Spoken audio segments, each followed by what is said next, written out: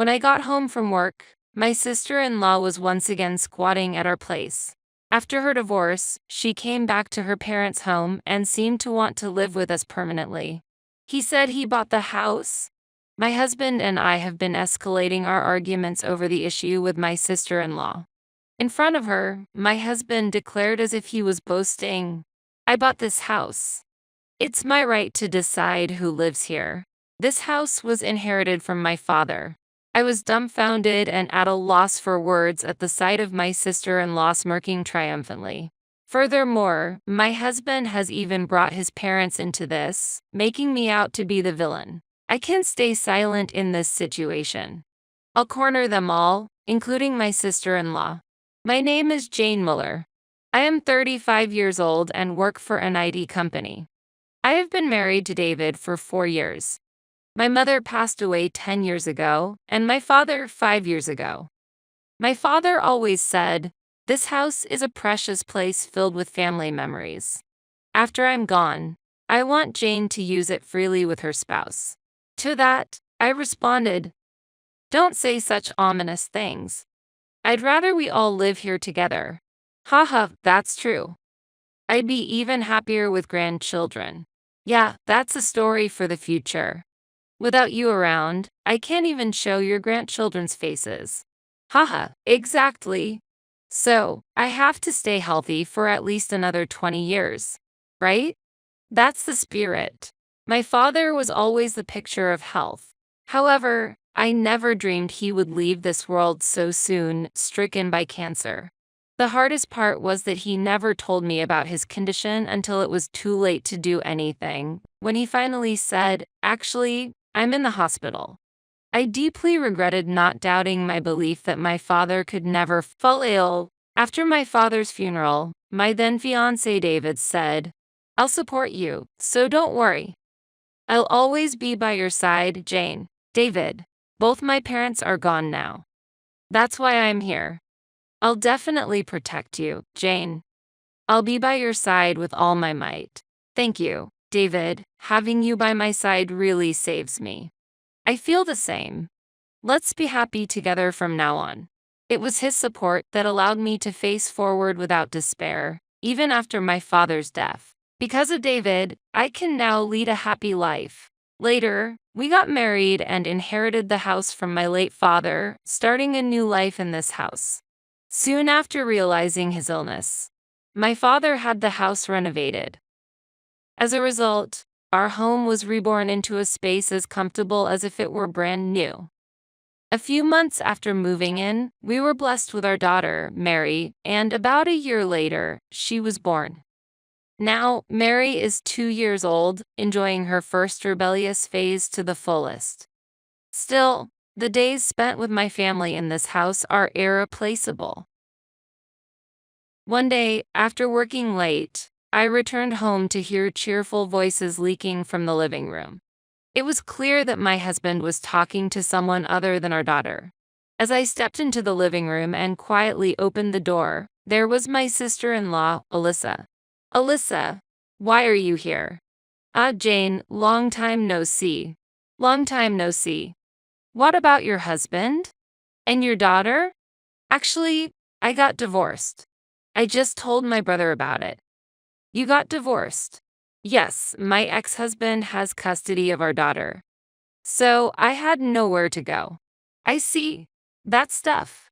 I couldn't hide my inner turmoil upon hearing Alyssa's confession about her divorce. However, I managed to maintain my composure and show a smile. That night, as I began preparing dinner, David and Alyssa were so engrossed in their conversation that they didn't offer to help. Even if they didn't help me, I couldn't forgive them for neglecting our daughter, Mary, who was absorbed in playing with blocks alone. It was hard for me to see her like that, so I gave David a stern look. "David, could you please look after Mary for a bit?" She's playing right now, so it's fine, isn't it?" "That's not the point. Mary looks lonely. Just stay with her until dinner is ready." But I'm catching up with Alyssa after a long time." You can talk while playing with Mary, can't you?" All right. I'll watch her, okay." David clearly looked annoyed and even clicked his tongue. Alyssa, who was watching this, laughed and said, "Poor brother, scared of his wife." The interaction between my disgruntled husband and his sister trying to soothe him only added to my irritation. Why does it have to be like this? For me, already tired, this was the last thing I needed. Taking care of children is a parent's responsibility. While I understand being happy about reuniting with his sister, there's no need for David to be so cold towards our daughter. Additionally, I'm disappointed in David's attitude, saying he'll watch her but actually ignoring Mary to talk with Alyssa. Mary, feeling particularly lonely, wouldn't leave my side while I was cooking. Because of David and Alyssa loudly drinking together, Mary couldn't fall asleep until late at night. After Alyssa left, David started drinking alone again. At that moment, I unleashed my day's frustrations on him. "David, what was with your behavior today? Huh? What's up all of a sudden?" "I'm just having a good time drinking." "You've been drinking all day. Your noise made Mary go to bed late, you know?" Yeah, my bad." "Happy if I apologize?" "What's with that attitude? Not even cleaning up after drinking, just pushing your own convenience. I'm sick of this. I earn the money, so don't complain." At that moment, David threw the beer can he was holding towards me. The contents scattered over my head and dripped onto the floor. We've had arguments before, but it had never gone that far. I was frozen on the spot by his sudden action. That night, we went to sleep without exchanging a single word. The next morning, he was still in a bad mood. I couldn't leave things as they were, considering our child. I wanted to repair our relationship quickly. Such thoughts crossed my mind on my way home from work. However, the moment I stepped into the house, any thoughts of reconciliation vanished. Incredibly, Alyssa was at our house again. As usual, Mary was left alone, looking bored watching TV. Seeing this, I couldn't help but raise my voice. "David, what is this? Why are you neglecting Mary again?" "Tit, not this again. It's fine, she's not crying." "That's not the point. More importantly, there's something I want to discuss." "Something you want to discuss?" Interrupting me, David dramatically coughed and then exchanged glances with Alyssa before starting to speak again. "Starting next month, Alyssa will be living here. Can you give up your room for her?" "Huh? Wait, what are you saying?" "Alyssa's apartment lease is up at the end of this month. She's divorced and single now, and she was a housewife with no income. That's pitiful, isn't it? I can't just agree to something so sudden. And why do I have to give up my room? If it's really necessary, why not give up your room? I'm using my room. You and Mary can sleep together, right?" "What?" I was so shocked by my husband's unreasonable demands that I couldn't say anything. As I remained silent, David continued without paying any mind. "Alyssa is struggling with money right now. As her brother, I want to take care of her in this house until she stabilizes. Can you understand that? But still, why do I have to give up my room?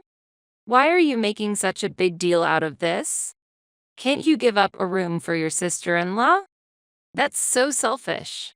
You're not considering me or Mary's feelings at all. Either way, it's already decided. If you oppose any further, I'll kick you out of this house." "Kick me out? I bought this house. It's my right to decide who lives here." He said he bought the house. This house was inherited from my father. It's not up to my husband to decide who lives in the house, but me, the owner. I spoke quietly, trying not to scare my daughter while holding back my anger. "Don't say things like that. This house was inherited from my father." "Haha, that doesn't matter. This is my house that I bought. I decide who lives here." "What are you talking about? Are you really okay with this? Being kicked out will have a big impact on our relationship, you know?" Next to my smug husband, My sister-in-law was also smirking unpleasantly. It seemed she truly believed my husband's claim that said, "This is my house," and intended to stay here for good. Normally, our bedroom was a space for my husband and me to share, but that night, my sister-in-law took over the bed. Unable to bring myself to sleep in the same room as my husband, I reluctantly slept on my daughter's small blanket, with my body hanging off. When I woke up the next morning, I heard noises of things being moved in the hallway. It was my husband and sister-in-law moving my belongings out of my room without permission. When I confronted them, my anger was beyond control. "Hey, what are you doing with my stuff without asking? Oh, you're awake? Good, help us out. Stop it. Don't move my things without permission. Don't you understand your position yet? You can stay here because of me. Stop complaining and help us. My parents are coming soon." "What?" Saying that, my husband whispered quietly in my ear, "Don't bring our domestic issues outside. If this turns into a big problem, I'll seriously consider a divorce." Right after those words, the doorbell rang. Waiting at the entrance were my in-laws. I didn't have a deep bond with my in-laws but had maintained a proper relationship. Despite that, they were looking at me very sternly now. "We're coming in. We heard you've been causing trouble for David. Right? This is the house David bought, isn't it? Wait a minute, please." I hurriedly stood in front of my in-laws. "Father, mother, what are you talking about? I've had enough. Why won't you help when the family is in trouble?" "Exactly. It's David's house since he bought it. It's up to David whether Alyssa lives here or not. And yet you—" Apparently, my husband also lied to his parents, claiming he bought the house, and they believed it. Seeing me overwhelmed, my husband and sister-in-law wore smug, unsettling smiles. Then, after gathering everyone in the living room, my husband pressed me for a decision. "Have you made up your mind? Will you let Alyssa live here, or will you and Mary leave? The choice is yours." "Are you really serious about this?" I asked, and he answered with conviction. "Of course. This is my house. Oh, and by the way, would you consider my parents moving in here too?" I couldn't hide my surprise at his statement and let out, "What? The family home is getting old, so how about we use Mary's room for my parents? That way, the whole family can live together again." Alyssa and my in-laws voiced their bright agreement to this proposal. At that moment, anger boiled within me. They were serious, even planning to take Mary's room. "He says, I bought the house. What a ridiculous notion." Deciding it was time to act, I took a deep breath and calmly began to explain to my in-laws. "Alyssa, father, mother, it seems there's been a big misunderstanding. This house was actually inherited by me from my father." My in-laws looked surprised at my statement, but Alyssa, who had believed my husband's lies, glared at me angrily. Then, my husband retorted, "What are you talking about? Do you want a divorce? Why do you keep up this falsehood? I understand wanting to save face in front of the family, but it's a nuisance to me." "No joke. Then prove it." "Prove it?" "Yes. Show evidence that this house is really yours." "You can't, can you? There's no proof that you're the owner of this house." At his sneer, Alyssa chimed in, "Go on, prove it." I stood up and opened a drawer containing documents. I pulled out a copy of the will I inherited from my father and a copy of the house's registry, spreading them out in front of my husband and his family. "This is the proof." "What?" "This is the will left to me by my father, and this is the registry for the house. The will makes it clear that the house belonged to my father." My husband, seeing the documents, was at a loss for words and visibly paled. He must not have expected me to have these documents. My father passed away before I married my husband.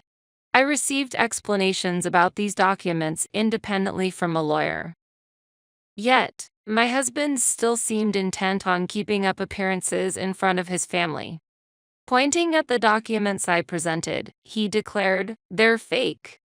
I responded calmly, "If you doubt it, you can check the registry at the Registry of Deeds yourself.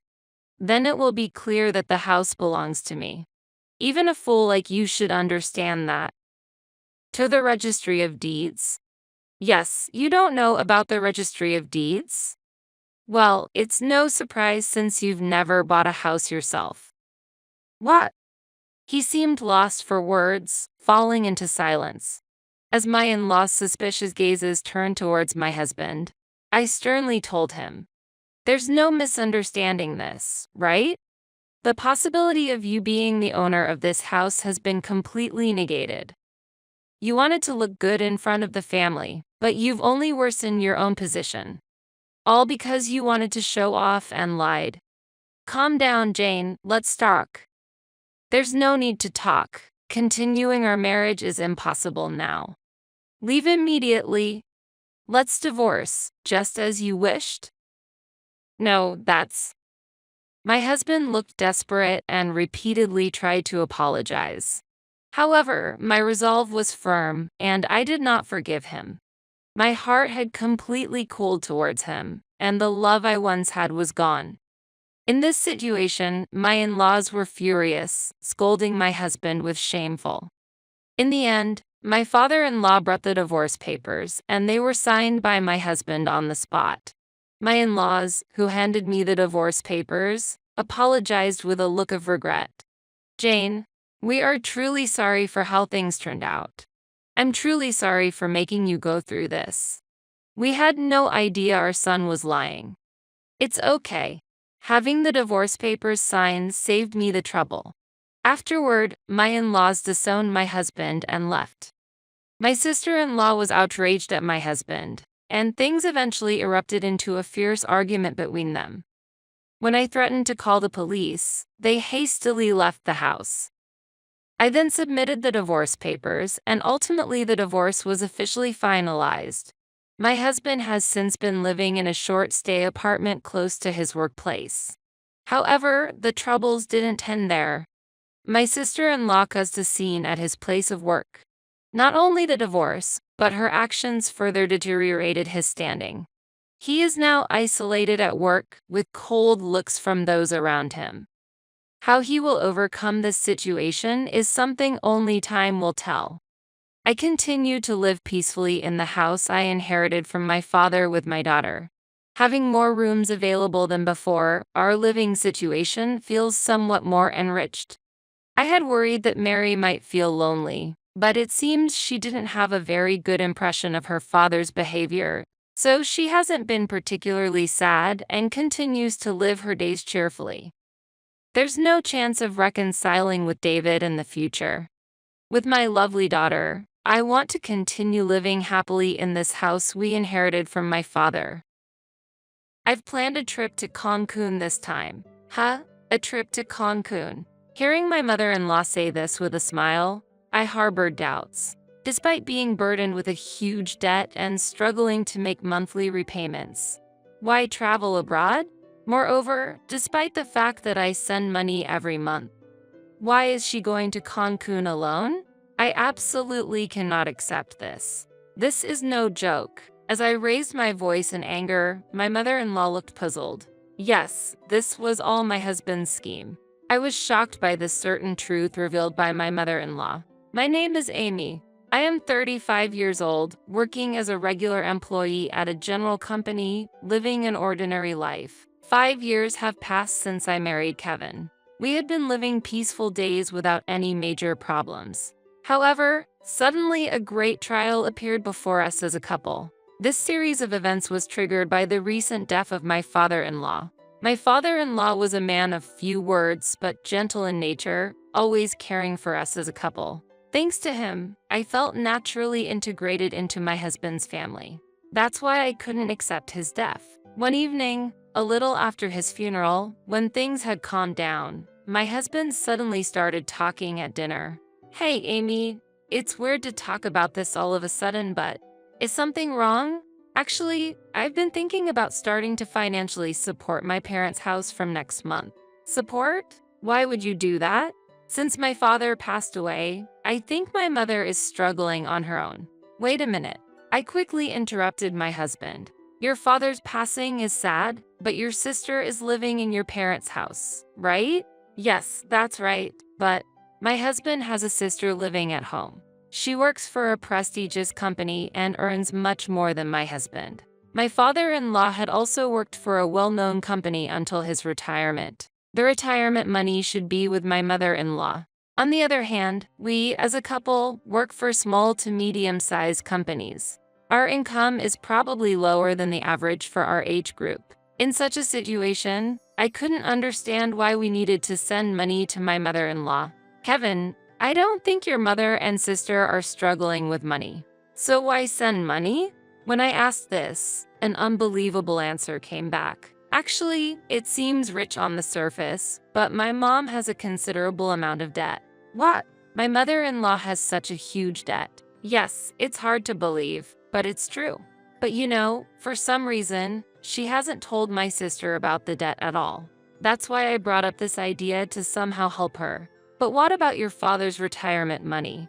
Actually, it seems that most of it went to his hospital bills, surgery costs, and funeral expenses. So now, my mom is really in a tough financial situation. That's a really difficult situation. Yes, it is. That's why I know I'm asking a lot, but I really want to help her. Seeing him bow his head deeply, I was torn. My mother-in-law had helped us as a couple many times before.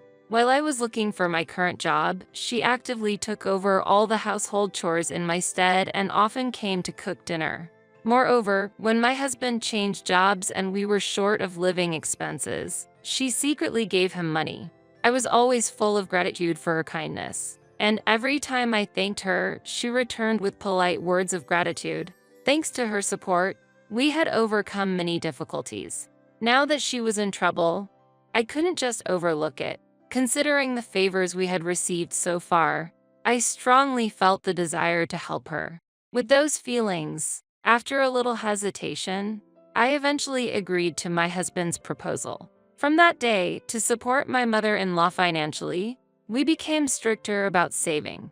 We were not living luxuriously in the first place, but still, we simplified our meals even more and switched to cheaper items for daily use. My husband started working late every day and came home late at night more often. And then, an incident occurred during these days. Perhaps due to accumulated fatigue, I developed a fever and fell ill. When I was preparing to go to the hospital after calling in sick to work, my husband said, "Wait a minute, are you really going to the hospital?" "Yes, I am." "Just a fever, isn't it? There's no need to go to the hospital for a mild fever, especially when we need to save money." What? I was surprised by his words, but managed to argue back. But what if it's a viral fever like the flu? We have fever reducers at home, right? Just take those and rest. You'll get better. Going to the hospital is a waste of money. That's not true. Listen to me. No matter what, don't go to the hospital. We're saving money, remember? After hearing those words, I had no choice but to rest at home, and ended up being bedridden for 3 days. Since then, my distress towards my husband gradually began to increase. Months later, to check on my mother-in-law's well-being, we visited my husband's parents' house. As I stepped into the living room, clothes and travel bags were scattered everywhere. Were you in the middle of sorting something out?" I asked, and my mother-in-law replied with a beaming smile. "Oh, actually, I'm going to Cancun this time." "A trip to Cancun?" "Yes, that's right. Sarah said she would come with me." "Amy, how about you? Do you want to come along?" "Really?" As I was surprised, my sister-in-law, Sarah, next to me started clapping her hands with joy, saying, "That's a great idea." "Wait, what is this?" "We've been sending them money, and they're happily planning a trip to Cancun. This can't be happening." Without noticing my speechlessness, my mother-in-law and sister-in-law continued to excitedly talk about the Cancun trip. "I'm so excited. It's my first time in Cancun." My mother-in-law said, and Sarah replied, "Me too. And it's surprisingly affordable this time of year." "Exactly, Amy. Don't worry. If you can come with us, we'll cover the travel expenses." My mother-in-law continued, "Really? We've been so grateful to you ever since Kevin got married," added Sarah. Unaware of my feelings, they were engrossed in their conversation. Finally reaching my limit, I confronted my smiling mother-in-law and sister-in-law, who were inviting me to the trip. "Stop joking. A trip abroad. What are you really thinking?" I raised my voice. "What?" Startled by my sudden reproach, my mother-in-law and sister-in-law froze with their mouths open. Even though they were shaken, they tried to calm me down. "Amy, what's wrong? Did we say something odd? Maybe you don't like traveling? Did we invite you too forcefully? It's not about that. How can you even think of inviting me on a trip? Do you understand our situation?" "Amy, calm down. What caused you to be so angry? Really, if you have the means to go on a trip, I'd rather you pay off your debts first." "What? Debts?" I let all my feelings out towards them. "We can hardly save money, and even when I'm sick, we can't afford to go to the hospital, yet we prioritize sending you money. And yet, how can you calmly plan a trip abroad? Please consider our situation a little." After pouring out all my emotions, I noticed tears streaming down my cheeks. Whether it was anger, sadness, or both, I wasn't sure. However, I was certain that the frugal lifestyle until now had been more painful than I thought. While crying, I collapsed on the spot. Seeing this, my husband rushed over in surprise. "Hey, you! What are you saying to my mom?" But, that's enough. We're going home." Kevin tried to pull me up forcefully. At that moment, my mother-in-law spoke up quietly. "Wait a minute.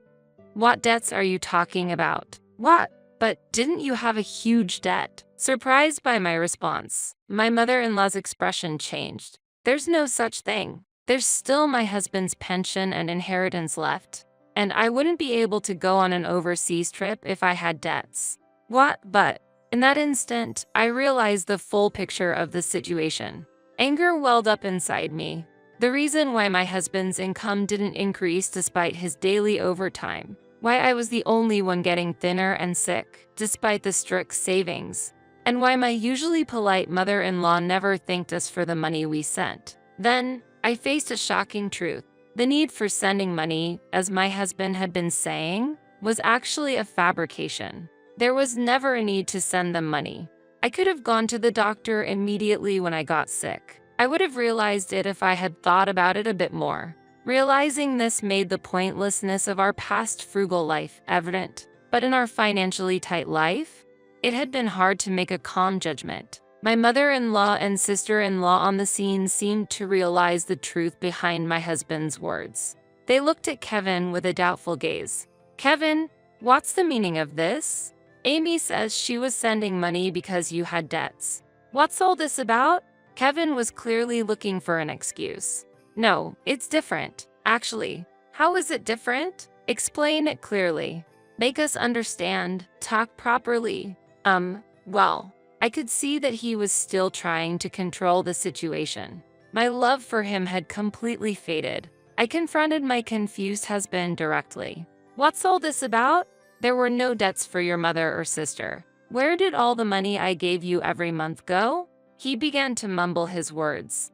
"Well, don't lie now. Tell me everything." The truth he revealed was something I found hard to accept. "Actually, I was invited by a colleague and ended up going to nightclubs." "You've been going to a nightclub?" "Yeah, well, how should I put it? I just got carried away without realizing it. I can't believe it, going to such places when it hasn't been long since your father passed away. And that was around the time you started talking about sending money, right? I'm sorry, really sorry. I just went there for a bit of a change of pace. I didn't think it was a big deal." Such an excuse can't be accepted. How can you behave so irresponsibly? Lying about sending money and using my hard-earned money for going to nightclubs. I can never forgive that. "No, it's not like that. I never meant to hurt you, Amy. I just got a bit carried away, that's all." I really regret it.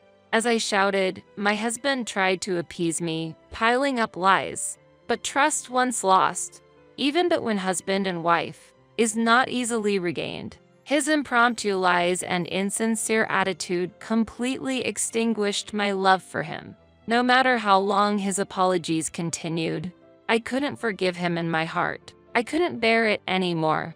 I felt it was impossible to continue living with someone who lied to satisfy his own desires. With despair welling up from the depths of my heart, I told my husband my final words. I'm fed up. Saying I didn't intend to hurt you is no joke at all. Not only did you deceive me with lies, but how much do you need to belittle me? While I had a fever, you forced me to save money and enjoyed yourself in nightclubs?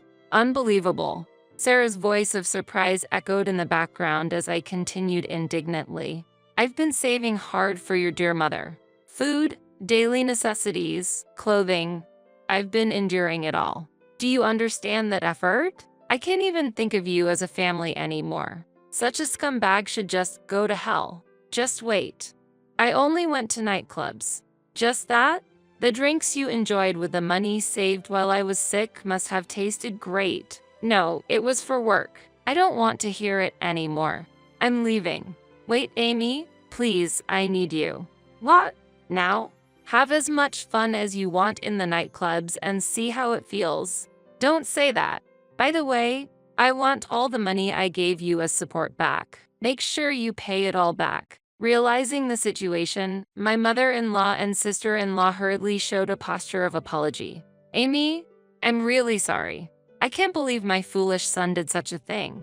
It's truly shameful. Because of my thoughtless brother. Mother, Sarah, please don't apologize.